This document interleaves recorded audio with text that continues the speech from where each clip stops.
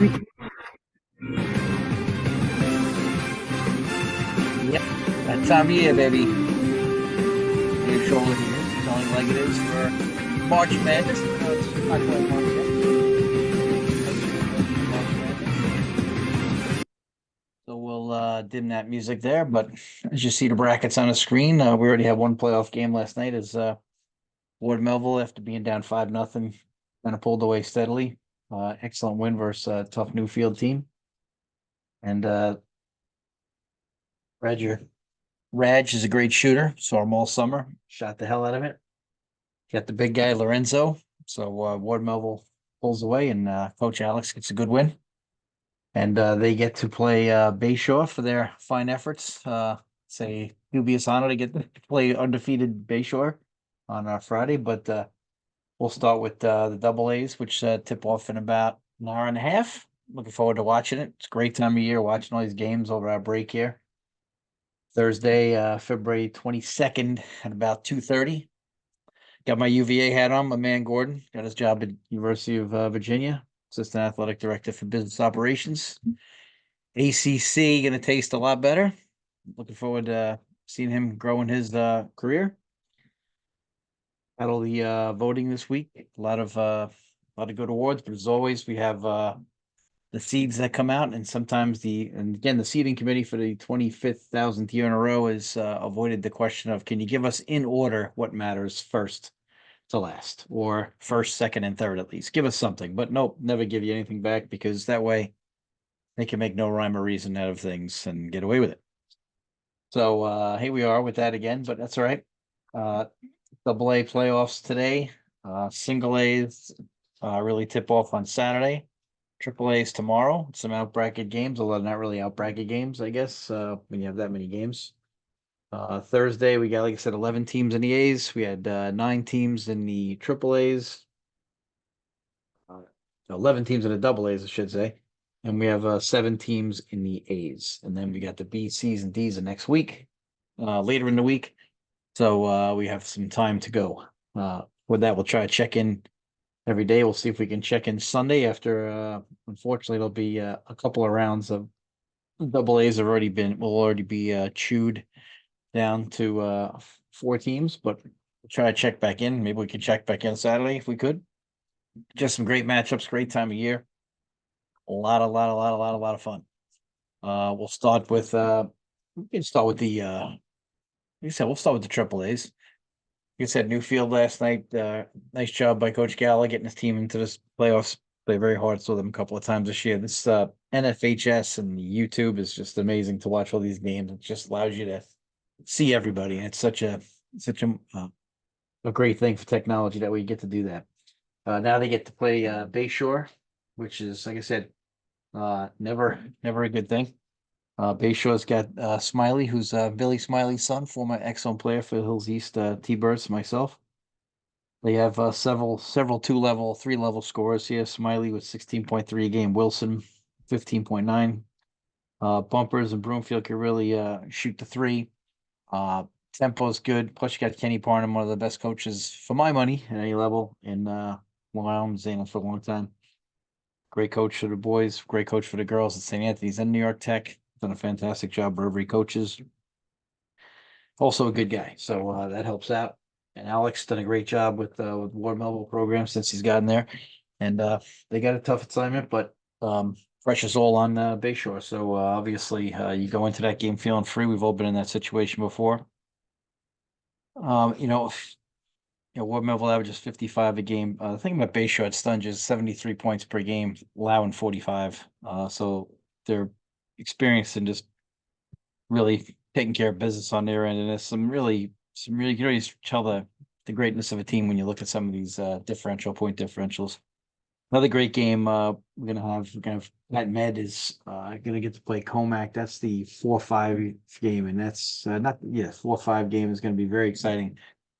Pete Smith does a great job of Comac, and Coach Travis done a great job this year in his first year. Pat Med, Comac basically letting up 46 points a game, and that's with that matchup zone. And Pete's, I'm sure, still playing that. I only got to see Comac twice this year. I'm sure he's giving him some kind of different looks.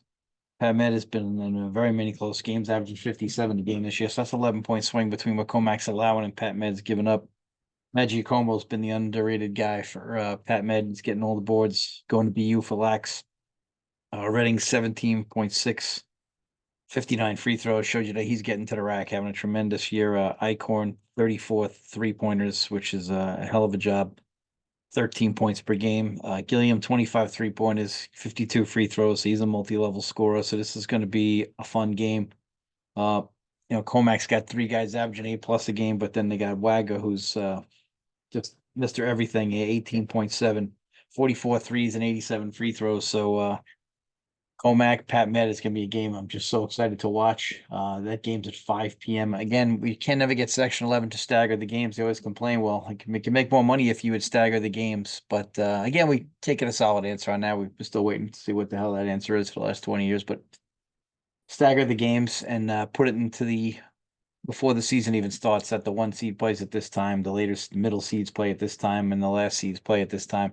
You can do it that way. That way, no one could claim getting a homerism or getting a chance to scout somebody or anything like that. If you put it in stone before the playoffs even start or before the season even starts, you don't have these problems. But again, they don't want to listen to good ideas, or unless they're their own ideas, it seems to me. So very frustrating with that. I'll probably get in trouble for saying that, but I really don't care. So that game should be exciting.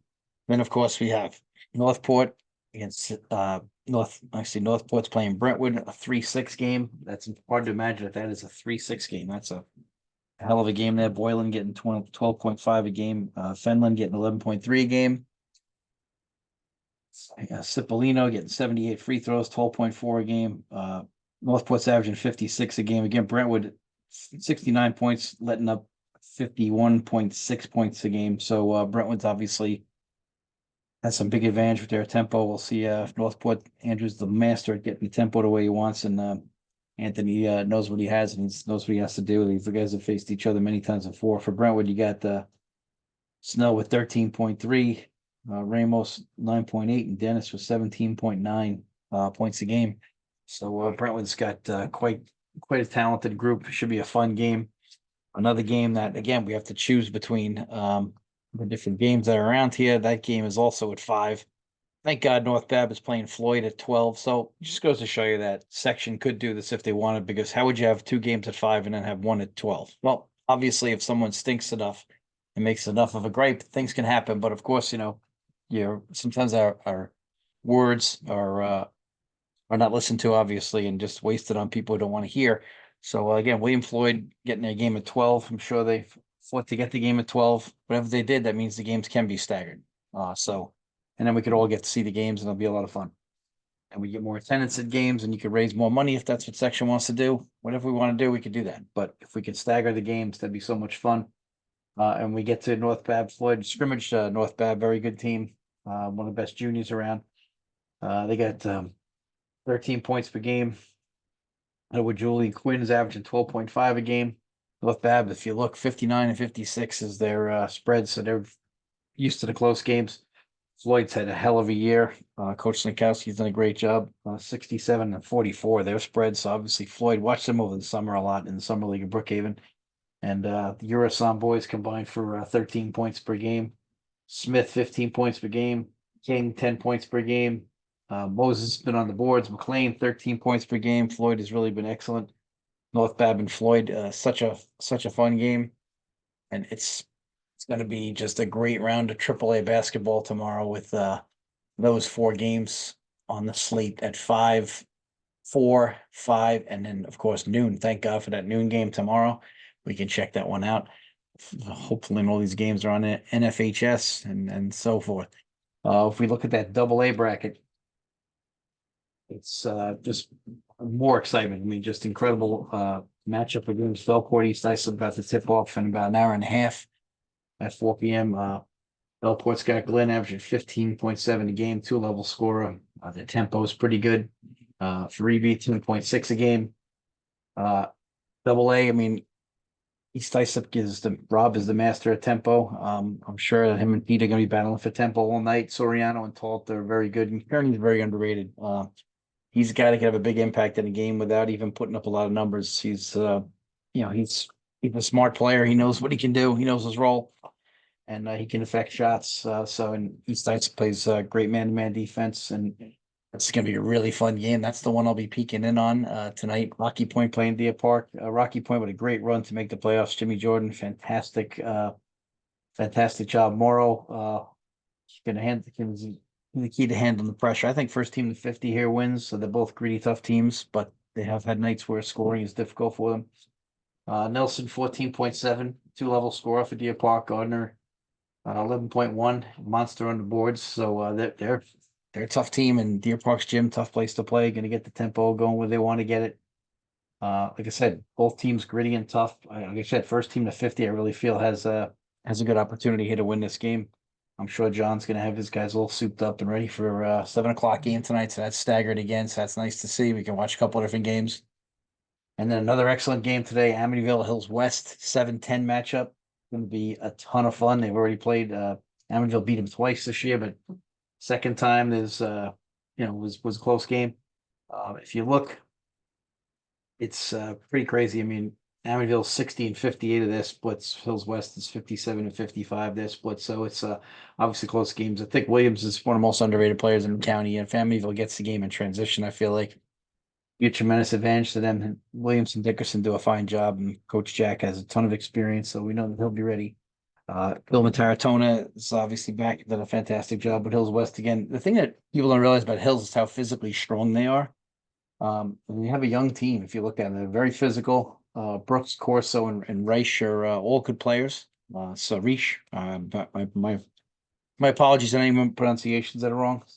Excited watching all these games, and it's going to be so much fun. So I might slip up here or there, but people don't realize the physical strength of Hills, and so sometimes that doesn't immediately jump out at you on the basketball court, but under the board and on screens and on contact going to the basket, it does show itself when you watch the film and if you watch carefully. So I play both these teams, and Hills very physical, but if Amityville can get that tempo the way they want it in that nice, beautiful new gym.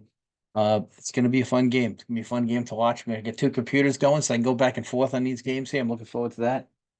They both tip off today at one tips Hills is at 4. East Hills West, Amityville's at 4, Bellport East Islip's at 4. Of course, Rocky Point Deer Park at 7, so we get a little bit of a break there. We can watch that game in peace. While I'm watching our old Section 11 county winning shot maker, Mike McSloy. His team Drew's in the semis at a landmark conference playing Susquehanna tonight. They've had another excellent year. Mike McSloy continuing to move up the coaching ladder.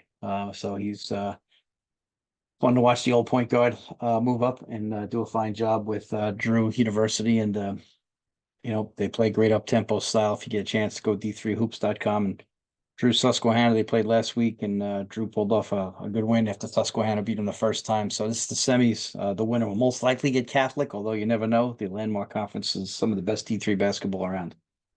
But getting back to the brackets as we scroll down to the A's, those games are not until Saturday. We got Mount Sinai and Bayport at 10 a.m. Again, if somebody squeaks or squawks, obviously they can get a game moved. So this shows that this could be done and that games could be moved. It just proves the point that games could be moved. We could stagger the games so we could all see all the teams play and we could sell our sport, which is what this is about.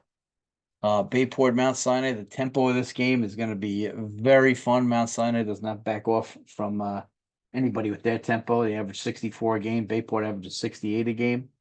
The Kolsch brothers are very tough. The Vallis brothers are very tough. Penzarella, I think, is one of the best players in the county for my money.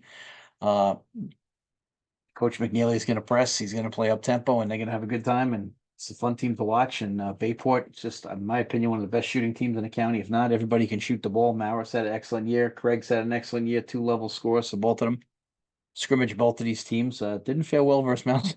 You won't pay for it in the scrimmages. That's all right. But very fun game to watch. 10 a.m. tomorrow, Saturday. That's a great breakfast. Get your breakfast. Go watch Bayport and Mount Sinai. This game is going to be a blast. Wyandanch, Sayville. Wyandanch is always tough, especially in their building. They beat Sayville twice. Wyandanch is 63 and 58 of their splits, whereas Sayville's 53 and 50. So Danch has beat him twice. Webb is going to try to get the tempo that he wants. Very tough player. Uh, Carmody averaging 20 points a game. Carmody brothers, actually. One's averaging 20 points a game, two-level scorer. Sayville's done a great job. Big Joe's done a fantastic job, Halka Road with Sayville. And it's the Sayville game, definitely one of the fun games to watch of the day. That game is at noon. Kings Park has to travel out to Southampton. Southampton splits 74-48. Kings Park's played so many great games this year. Southampton's got so much depth on their team. Dominic White's really starting to play well. Coach Rubedo last year showed how good at controlling the tempo he is in some of these semifinal and final games. With Mr. Garside. This year he doesn't have Mr. Garside, but they're still back in the playoffs. To coach's credit, Matante is going to have to be the guy for them this year in the playoffs. He's had an excellent year. Led the county in threes. I'm sure he's going to be ready to go. And they control that tempo over Southampton. Southampton in the Brookhaven Summer League also is watching them probably 10 times this summer.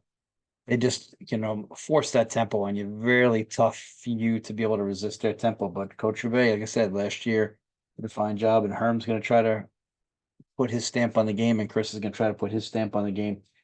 Just so many good coaching matchups in all these games. These coaches did a fantastic job against the turning culture of trying to promote we in a culture that promotes me. So all these coaches did a fantastic job this year in these playoff matchups. We'll get to the B, C's, and D's on the next podcast, but definitely try to catch some of these games. It's just going to be a wonderful chance to see some wonderful basketball. The winner of the Amityville Hills West game will get Hills East. Try to talk about that another time. Rocky Point Deer Park will get West Hampton. Bellport East Islip will get Smithtown West, who is the 1 seed. So this is going to be some fun times. It's going to be very exciting watching all this basketball.